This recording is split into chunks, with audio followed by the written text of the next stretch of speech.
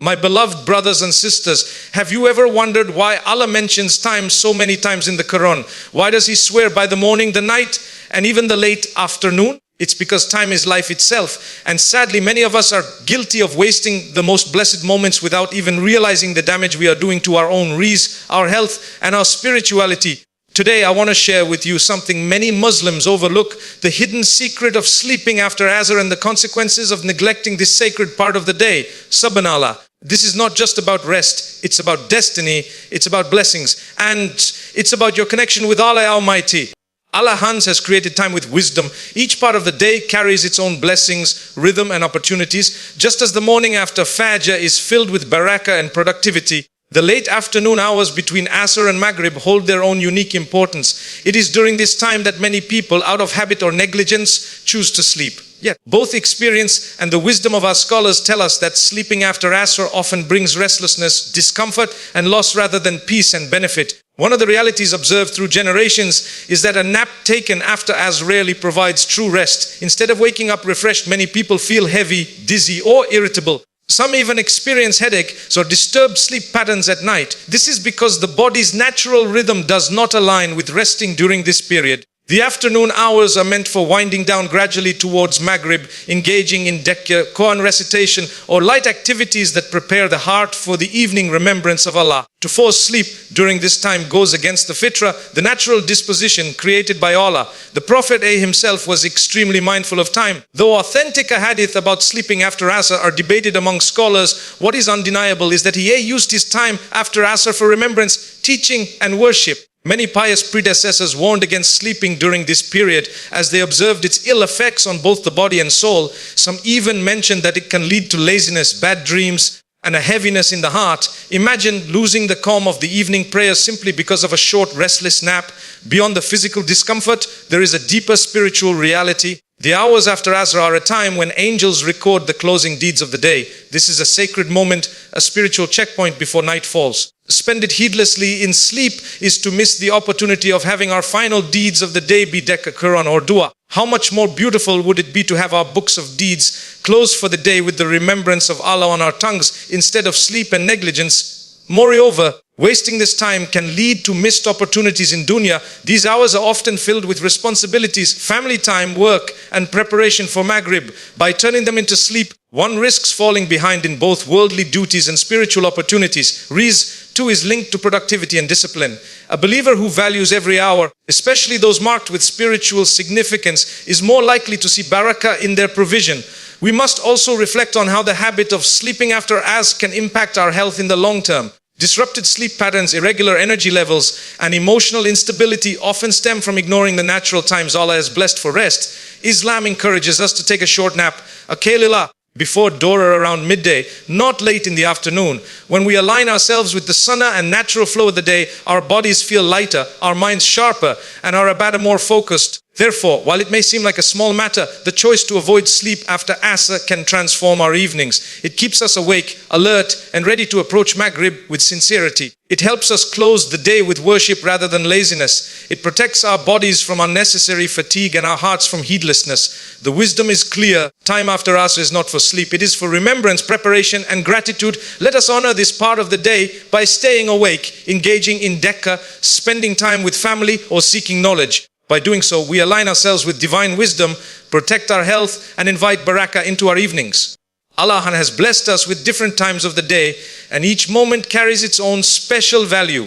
The Quran reminds us that life is made up of fleeting hours, and the believer is one who knows how to use every hour wisely. Among these blessed periods is the time after Salat, Asr until Maghrib. Unfortunately, many Muslims waste this sacred time in heedlessness or unnecessary sleep, not realizing that these moments are filled with opportunities for worship, barakah, and productivity. The Prophet Muhammad emphasized the importance of both Asr and Maghrib prayers. He said, "Hey, who observes Al-Badanzi, Fajr and Asr prayers will enter Jannah." The Bukhari and Muslim. The fact that Asr is directly linked to the promise of paradise shows the weight of this prayer and the time surrounding it. After Asr, the deeds of the day are being wrapped up and presented to Allah as the angels of the day and night exchange shifts. What better way to fill those hours than with dhikr, Quran, and sincere dua? Spiritually, the hours after Asr act as a bridge between the day and night.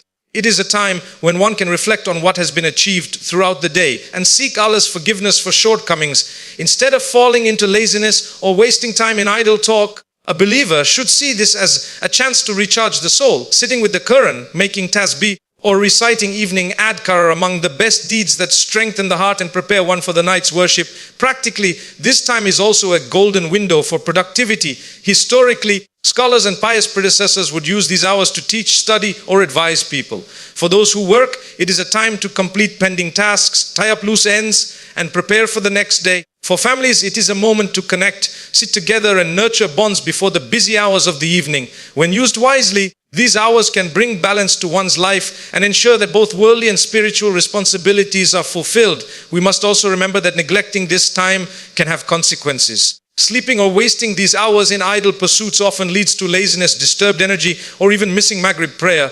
The Prophet strongly warned against neglecting Asr, saying, "Whoever misses the Asr prayer, then it is as if he has been robbed of his family and his property." Sabukharit. If missing Asr itself is so severe, then imagine losing the entire window after Asr to heedlessness. It is a period that can either uplift the believer or drag him into negligence. Furthermore, the hours after Asr are among the moments when dua is accepted.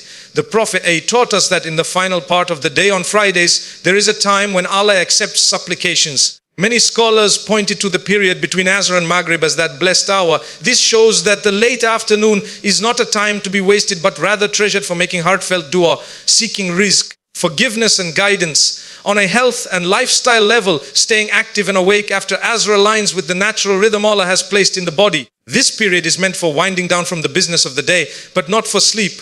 A believer who utilizes these hours productively enters Maghrib with clarity, energy, and peace, rather than grogginess or heaviness. In truth, the hours after Asr are a test of discipline. Will we use them to gain Allah's pleasure, strengthen our faith, fulfill our duties, or will we waste them in negligence? The wise believer knows that every moment counts, and that time is a gift that cannot be reclaimed once it passes. Let us therefore protect the hours after Asr. Let us engage in worship, seek knowledge, strengthen family ties, and prepare for the evening prayers. When these moments are honored, they become a source of blessing, not only for our dunya, but also for our akhirah. Allah Ta'ala has created every moment of our lives with a purpose. Time is not random, it is a trust. Just as some places are more sacred than others, some hours of the day are filled with greater blessings. Among these is the period between Asr and Maghrib, a time when countless opportunities for rizq, worship, and spiritual upliftment are opened. Yet many people neglect these hours, choosing to sleep, waste time, or engage in idle talk. And in doing so, they unknowingly block blessings that Allah had placed in their path. The Quran warns us about the value of time. Allah swears by the late afternoon itself in Surah Al-Asr, "Betime, indeed mankind is in loss, except for those who have believed and done righteous deeds and advised each other to truth and advised each other to patience." So Quran 103 1-3, why would Allah swear by this part of time if it carried no significance? Scholars explain that the late afternoon represents the declining stage of life, a reminder that just as the day ends, our lives too will soon come to an end. The believer who neglects this part of the day is not just wasting time, but is missing the opportunity to reflect, repent, and prepare for meeting Allah. One of the greatest losses of neglecting the Asr hours is in rizq and barakah. Rizq is not only money, it is health, peace, family opportunities, and success. The Prophet made due for his ummah to have barakah in the mornings, but scholars also mention that using the late afternoon wisely keeps the flow of blessings continuous throughout the day. When a person spends this time heedlessly, they cut off a portion of that barakah. This is why so many people complain of feeling unproductive, drained, or constantly running out of time. The truth is that the barakah was available, but it was lost in negligence. The Prophet also emphasized the importance of the Asr prayer itself, saying, "Whoever misses the Asr prayer, it is as if he has been robbed of his family and his property." Zabukhari. If missing Asr is such a devastating loss, what about neglecting the hours around it? Even if one prays Asr, but then wastes the time afterwards in laziness or sleep, the opportunity to build one's dunya and akhirah slips away. These hours could have been spent in Dila, the Quran, or even productive worldly work that brings halal sustenance. Instead, they are gone, never to return. On a practical level, the hours after Asr are among the most active in daily life. Businesses are still open, families are gathering, and society is moving. For those seeking rizq, this is the time when deals are made, customers arrive, and opportunities present themselves. But the one who chooses to sleep or neglect this time misses the chance. Just as the farmer must plant seeds at the right season, The believer must use the right hours to gain both material and spiritual provision. Moreover, neglecting these hours can affect the acceptance of dua. The Prophet taught us that there is a special moment on Friday between Asr and Maghrib when Allah accepts supplications. Many scholars pointed to this time as one of the greatest opportunities for dua. How tragic it is then that many Muslims spend this exact time in heedlessness, unaware that their duas could have been answered. The reality is simple: time is rizq. The one who protects time after Asr protects their rizq, their energy and their opportunities. The one who wastes it blocks their own blessings. Therefore, we must train ourselves to honor these hours. Spend them in Decca, reciting Quran, teaching your family or completing beneficial work. Even worldly tasks, when done with the right intention, become acts of worship by staying awake, alert, mindful. During this time, you invite barakah into your life. Let us not be among those who regret their wasted time on the Day of Judgment. Instead, let us seize the Asr hours as a chance to earn both dunya and akhirah. For indeed, neglecting these moments can block rizq and opportunities, but valuing them can open the doors of Allah's mercy, success, eternal reward.